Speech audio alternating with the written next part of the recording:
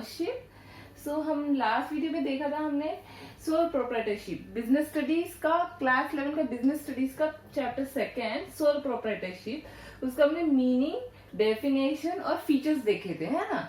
तो आज हम देखने वाले हैं सोल प्रोप्राइटरशिप के मेरिट्स और डीमेरिट्स क्या क्या है। ठीक है, तो अगर आप इस चैनल पर नए हैं और अब तक सब्सक्राइब नहीं किया है तो इस चैनल को जल्दी से सब्सक्राइब कर ले, ताकि आपको मेरे आने वाली वीडियोस की नोटिफिकेशंस मिलती रहे। और अगर वीडियो पसंद आए तो दोस्तों से शेयर भी करें। तो लेट्स स्टार्ट द वीडियो। तो सोल प्रोप्राइटरशिप का मीनिंग एक बार हम रिकॉल कर लेंगे। मीनिंग होता है only, sole means only and proprietor means owner. तो यानी he is an single owner of a business. जो भी ए पर्सन अकेले सिंगल ओन करता है, मैनेज करता है, कंट्रोल करता है कोई भी इंडिविजुअल एक बिजनेस, उसे कहते हैं सोल प्रोप्राइटर बिजनेस। ये होता है सोल प्रोप्राइटर। अब इसके मेरिट्स क्या है और डीमेरिट्स क्या है हम देखने वाले हैं। तो मेरिट्स है, फर्स्ट है इजी फॉर्मेशन। तो फीचर्स में भी हमने देखा था it is easy to form. Easy to form क्यों बोल रहे हैं, तो इसको कोई लीगल फॉर्मेलिटीज हमें पूरी नहीं करनी, बिजनेस स्टार्ट करना है तो जब हमने मन चाहा हम बिजनेस स्टार्ट कर सकते हैं। कोई मतलब लाइक प्रोसीजर नहीं है, जो भी है जब आपका इच्छा हुआ आप बिजनेस इजीली स्टार्ट कर सकते हैं, कोई भी बिजनेस स्टार्ट कर सकता है। And second is direct motivation. तो डायरेक्ट मोटिवेशन को क्या बोलोगे, जितना भी प्रॉफिट होता है या फिर लॉस होता है, जो भी है सब उसका हुआ, सोल प्रोप्राइटर का हुआ। तो प्रॉफिट जितना वो खुद अकेला एंजॉय करता है, तो जितना भी उसको हुआ अकेले एंजॉय करता है, तो उसको डायरेक्टली उसे एक सेल्फ सेटिस्फैक्शन मिलता है, खुशी मिलती है कि हाँ सब पैसा मेरा हुआ। और वो मोटिवेट होता है उस चीज से, और वो और एफर्ट डालता है बिजनेस में कि ऐसे ही मुझे आगे भी प्रॉफिट मिले, इसलिए और मेहनत करके मतलब वो बिजनेस को एक्सपैंड करने की कोशिश करता है। तो इसीलिए उसे कहते हैं डायरेक्ट मोटिवेशन, बिकॉज उसके प्रॉफिट में किसी का शेयर होता नहीं है, जो हुआ सब उसका हुआ। इसीलिए वो सोचता है जितना भी प्रॉफिट होगा सब मेरा है, किसी को देना थोड़ी है, तो इसीलिए ज्यादा एफर्ट करके बिजनेस को चलाता है। Next is quick decision making. तो क्विक डिसीजन मेकिंग हम क्या बोलते हैं कि एक सोल प्रोप्राइटर जो है वो अकेला है, तो उसको किसी से कोई पूछने की जरूरत नहीं है, किसी से कंसल्ट करने की जरूरत नहीं कि क्या डिसीजन लेना है या मुझे क्या करना है क्या नहीं करना है। उसने जो सोचा और जो सोचा और फट से उसको जो दिखा उसे वो अप्लाई कर दिया, जो उसको दिमाग में आया, हाँ मेरे को ऐसे करना है, मुझे वैसे करना है। किसी को पूछ रहे एज इन केस पार्टनरशिप ले लीजिए, कंपनी ले लीजिए, हमको अगर कोई है तो बाकी सब लोगों से कंसल्ट करना पड़ेगा कि हाँ मैंने डिसीजन लिया है, क्या हम ये कर सकते हैं। सब लोग बोलेंगे हाँ हाँ ठीक है तुम्हारा वाला सही है तो होगा। लेकिन इसमें ऐसा कुछ नहीं है, जो उसको अच्छा लगेगा वो डिसाइड करेगा, फट से अप्लाई कर देगा। वो क्विक डिसीजन लेने में वक्त नहीं लेगा, तुरंत डिसीजन ले सकता है। कौन? Sole proprietor. Next is secrecy maintaining.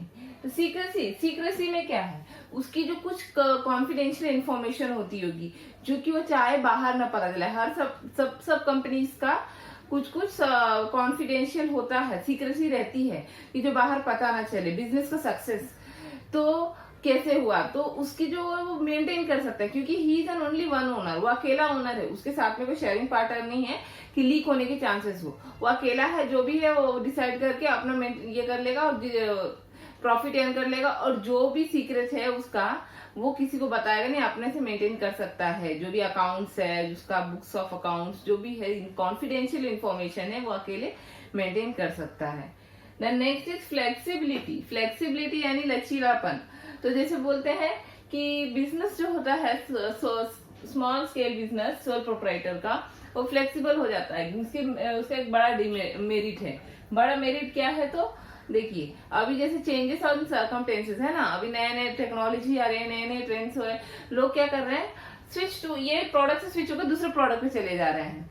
तो बड़ी कंपनीज को अगर कोई ये प्रोडक्ट बना रही है और देखा जो कस्टमर पसंद कर रहा है वो दूसरा प्रोडक्ट है, तो उसको चेंज करने में इतना टाइम लगेगा। अगर वो तुरंत चेंज करेगा तो उसको लॉस होगा। But in case of soul trader, वो तो छोटा है ना, वो स्मॉल स्केल पे ही रन करता है, लार्ज स्केल पे तो रन नहीं करता।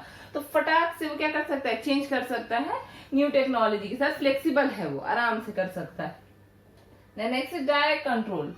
डायरेक्ट मोटिवेशन, यहाँ पे उसको अकेले मोटिवेशन मिलता है क्योंकि सारा प्रॉफिट एंजॉय करता है। ये है डायरेक्ट कंट्रोल। डायरेक्ट कंट्रोल यानी क्या, अब जैसे कंपनीज हुआ या फिर पार्टनरशिप हुआ, सब एक से लेके दूसरे को तीसरे को पूछ पूछ के करना पड़ेगा सबसे। अगर वो कंसल्ट करेंगे, कंसल्ट होने के बाद वो मतलब बोलेंगे हाँ ठीक है। लेकिन इसमें क्या है, वो अकेला ओनर है, सोल ओनर है, तो वो कंट्रोल भी अकेले करेगा, किसी को पूछना नहीं है, कुछ नहीं है। जो उसने ऑर्डर दिया वो सबको करना है, because he is the head of the business, because he is N sole proprietor, है ना। तो ये हो गया डायरेक्ट कंट्रोल। अब ये तो सब उसके मेरिट्स हो गए। इसके फायदे क्या है, डीमेरिट्स के नुकसान क्या है। हर एक चीज का फायदा भी होता है तो नुकसान भी होता है। इसी सेम सोल प्रोप्राइटर में डीमेरिट्स क्या है, तो लिमिटेड कैपिटल। तो मेन चीज तो लिमिटेड कैपिटल। इसी कारण कैपिटल की वजह से बिजनेस क्या रह जाता है, लिमिटेड कैपिटल की वजह से बिजनेस स्मॉल रह जाता है, लार्ज स्केल में नहीं हो पाता है। बिकॉज वो अकेला ओनर है, अकेला एक ही इंसान है जो कि उसमें पैसे लगाएगा बिजनेस को एक्सपैंड बनाने खड़ा करने में। तो उसका जो कैपिटल है वो इतना, सिंगल 4 लोग मिलके पैसा देंगे वो ज्यादा हो जाएगा, और अकेला आदमी कितना लगाएगा, कम ही रहेगा। इसीलिए कैपिटल लिमिटेड होता है, इसलिए रेयरली बिजनेस एक्सपैंड हो पाता है। बिजनेस एक्सपैंड होने में प्रॉब्लम्स आती हैं। Then lack of proper management. अब लैक ऑफ प्रॉपर मैनेजमेंट आप ऐसे क्यों बोल रहे हो, अकेला है तो क्या होता है कि स्पेशलाइज्ड पर्सन नहीं है वो। अब वो कंट्रोल भी कर सकता है, सब लोगों का काम एक ही आदमी नहीं ना कर सकता। फाइनेंस देखना है, उसको कंट्रोल करना है, मैनेज करना है, सामान लाना है, सर्विस सेक्शन देखना है, सब कुछ उसको ही देखना है, डिस्ट्रीब्यूशन भी उसी को देखना है। तो वो नहीं कर सकता हर चीजें। स्पेशलिस्ट नहीं है, वो कर तो सकता है लेकिन वो हर एक चीजें स्पेशलिस्ट नहीं है। तो और ऐसे ही पार्टनरशिप में हुआ या फिर कंपनी में हुआ तो हर एक डिपार्ट के लिए एक स्पेशलिस्ट रखा जाता है। इस कारण वो लोग को सक्सेस होने का चांसेस ज्यादा होता है, और यहाँ पे ये पॉसिबल नहीं हो पाता है because lack of proper management. Because he is an only single owner of a business, he has to manage all the things. The next is obstacle to expansion. क्यों ऑब्स्टेकल होता है, यहाँ पे फर्स्ट पॉइंट है, इससे relate होता है। क्यों ऑब्स्टेकल होता है, ड्यू टू लिमिटेड कैपिटल, है ना। लिमिटेड कैपिटल की वजह से क्या होता है, अड़चन आती है बिजनेस को एक्सपैंड करने में। इतना कैपिटल है नहीं उसके पास कि वो अपना बिजनेस बड़ा कर सके। उसके पास जितना भी कैपिटल है वो कहाँ से ला सकता है, फ्रेंड से बोरो कर सकता है, फिर खुद के पास जितना हो उतना लगा सकता है। लोन भी लेगा तो वो अकेला व्यक्ति है तो उसको लोन भी उतना ज्यादा मिलेगा नहीं। किस बेसिस पे लोन देगा, लोन बैंक्स भी थोड़ा ये करेंगे, हेसिटेट करेंगे लोन देने के लिए। तो इसीलिए ऑब्स्टेकल आती है बिजनेस को बड़ा करने में, एक्सपेंड करने में। Then uncertain stability. अब अनसर्टेन स्टेबिलिटी अब क्यों बोलते हैं, तो बिजनेस स्टेबल नहीं है सोल प्रोप्राइटर। क्यों बोलेंगे, तो यहाँ पे क्या होता है ना कि अगर एक सोल प्रोप्राइटर ही एक सिंगल ओनर है बिजनेस को चलाने वाला, है ना।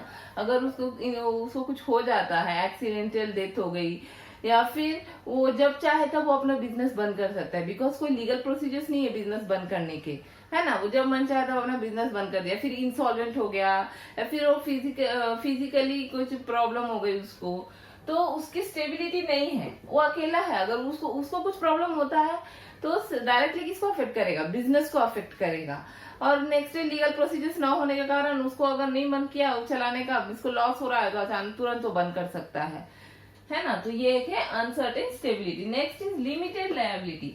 अब लिमिटेड लायबिलिटी ये एक्चुअली आपने फीचर्स में भी देखा होगा कि जो सोल प्रोप्राइटर की लायबिलिटी है वो अनलिमिटेड है। क्यों अनलिमिटेड है, तो देखा जाए तो उसकी जो लायबिलिटी है, उसके जो एसेट्स, पर्सनल एसेट्स तक रिस्पॉन्सिबल है टू पे द डेट, है ना। इन केस अगर वो डेप्ट नहीं पे कर पाता है, जो उसने अपना कर्जा लिया है अपना बिजनेस बढ़ाने के लिए, बिजनेस चालू करने के लिए, अगर नहीं भर पा रहा है, भरपाई नहीं कर पाई कर्जे की, तो उसके पर्सनल असेट्स तक लायबल है, ले सकते हैं लोग अपना कर्जा चुकाने के लिए। ठीक है, तो इसीलिए कहते हैं अनलिमिटेड लायबिलिटी।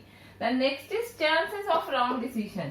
अब देखिए ये पॉइंट तो ऐसे ही दिख रहा है, चांसेस ऑफ रॉन्ग डिसीजन।